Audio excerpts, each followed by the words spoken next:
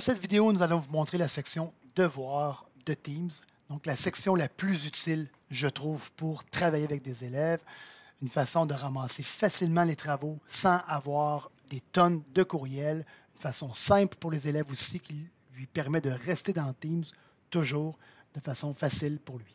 Et donc, pour vous, les travaux rentrent tous aussi à la même place, c'est beaucoup plus simple. Donc, je suis dans la section générale, toujours dans les publications, j'avais la section fichiers ici, et dans mon équipe ici, j'ai la section devoirs. Je vais venir cliquer ici.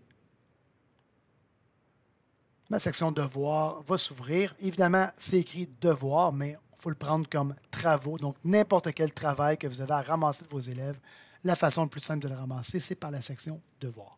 Donc, je vais aller dans créer. Je vais aller dans nouveau devoir ici. Un devoir existant, ça serait de prendre un devoir que j'ai déjà fait dans Teams. Donc, si vous en avez fait plusieurs fois, vous pourriez vous servir d'un devoir qui est déjà fait. Et nouveau questionnaire ici, ce serait seulement un Forms. Donc, on peut quand même prendre nouveau devoir et venir intégrer un Forms, mais la section nouveau questionnaire pourrait aussi être utilisée. Dans ce cas-ci, on va aller dans nouveau devoir. Donc, l'affichage arrive. Je vais obligatoirement mettre un titre. Donc ici, j'ai mon travail sur les Grecs. Je pourrais donner des instructions à mes élèves pour que ça soit clair, mais peut-être que je vais leur expliquer directement. Ils n'auront pas besoin d'avoir des grandes instructions, mais je pourrais entrer ici. Donc, 1 fait ça, 2 fait ça, 3 fait ça, etc. Ici, je peux venir joindre des documents, des liens, n'importe quoi qui va me servir, qui viennent de mon ordinateur, de mon OneDrive ou des liens Internet qui vont me servir à venir faire du travail. Donc, par exemple, ici, je pourrais venir prendre un lien. Je vais aller chercher quelque chose d'utile ici. J'ai une vidéo YouTube qui pourrait être intéressante. Donc, je vais pouvoir venir la coller ici. Je vous amène ça dans un instant.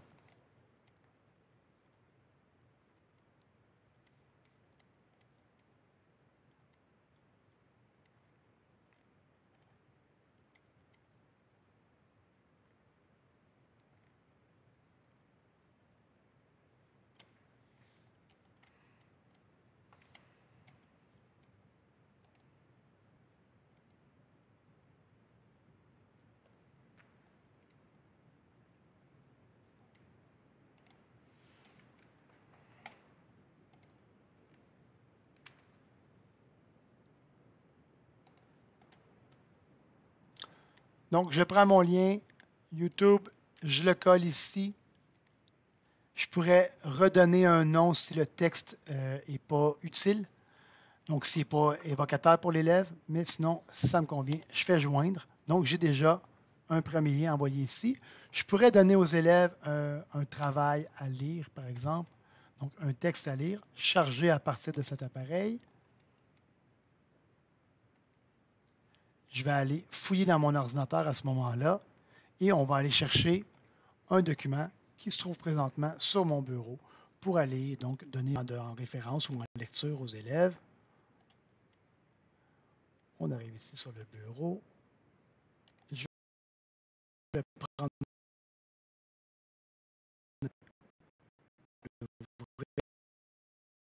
et donc mon devoir Teams. Étant donné que c'est un document PDF, je n'ai rien à faire d'autre. Les élèves, de toute façon, ne peuvent pas. Là, je pourrais vouloir que les élèves me remettent une feuille, donc un texte qu'ils ont fait dans Word, par exemple, ou une présentation PowerPoint, ou peu importe. Donc, je vais aller dans Nouveau. Je vais aller chercher mon document Word ici. Mon document Word ici s'appelle « Mon texte sur la Grèce ». Donc, je suis en train de fournir à l'élève une feuille pour me répondre. C'est beaucoup plus simple pour lui si je le fais de cette façon-là. Et là, on voit ici, attention, les élèves ne peuvent pas modifier. Donc, on va aller ici sur le petit chevron et on va venir sélectionner plutôt les élèves modifient leur propre copie.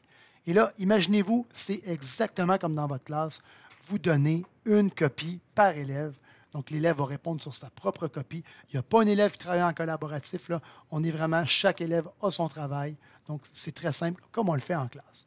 Donc, chacun des documents, Word, PowerPoint, Excel, je dois venir ici spécifier est-ce que l'élève ne peut pas modifier. parce que, par exemple, c'est une lecture, ou est-ce que l'élève va modifier sa propre copie parce que, dans ce cas-ci, c'est le travail où il va écrire. Je pourrais même rentrer dans ce document Word-là, qui est une page blanche, et je pourrais venir à ce moment-là mettre ma question dans le haut ou déjà placer des trucs dans cette page-là pour spécifier des trucs à mes élèves. Donc, je suis en train de modifier présentement la feuille que je donne à chacun de mes élèves.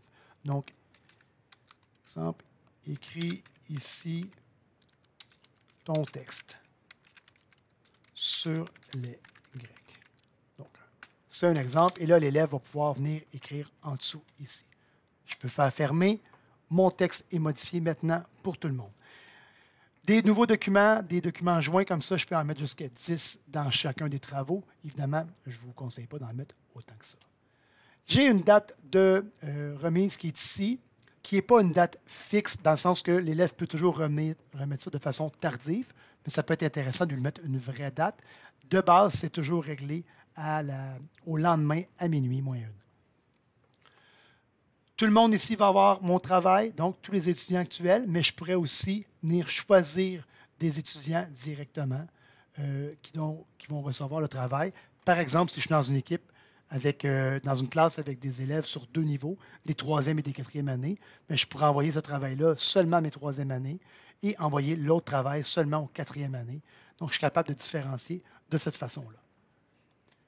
Lorsque j'ai fini de préparer tout ça, j'ai en bas ici, abandonné, enregistré comme brouillon, mais de toute façon, il va s'enregistrer tout seul. Et j'ai affecté, mais je pourrais aussi le planifier. Donc, dire, j'ai du temps aujourd'hui, je prépare mon travail, mais il va s'en aller aux élèves seulement demain matin, 9h10, les élèves vont recevoir leur travail. Donc, un choix ou l'autre, c'est à vous de voir qu'est-ce qui vous convient. Donc, dans mon cas ici, on va faire affecter. Et la beauté d'un devoir Teams, c'est que si on retourne dans le canal général, si on retourne dans les publications, dans quelques secondes ici, on va voir apparaître le devoir, le voici. Les élèves viennent de recevoir ce lien-là maintenant et eux vont rentrer dedans, ils vont voir les documents qui sont là, ils vont voir la date de remise, ils vont voir les instructions et ils vont pouvoir répondre facilement à ce travail, ce devoir-là aussi. De mon côté, en retournant ici ou par la section devoirs qui est ici, je vais pouvoir voir ma liste de classe avec chacun de mes élèves. On s'en vient. Donc, je vais pouvoir voir chacun de mes élèves. Le lien est déjà fait, donc que l'élève l'ait déjà ouvert, qu'il l'ait remis ou qu'il l'ait juste consulté. Je vais pouvoir voir où il est rendu. Donc, je peux cliquer sur élève 1 et je vais voir son document jusqu'à quel point il a eu le temps de commencer ou s'il a complètement fini. Donc, je vois son travail ici. Évidemment, dans ce cas-ci, il n'a pas eu le temps de commencer encore. Je pourrais envoyer des travaux aux élèves et lui retourner son travail.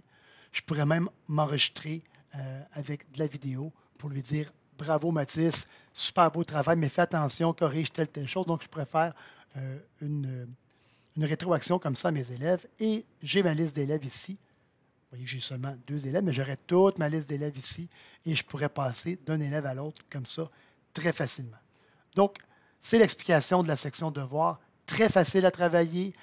Pour les élèves, c'est simple, c'est toujours à la même place aussi. Donc, on aime ça pour nous, on aime ça pour les élèves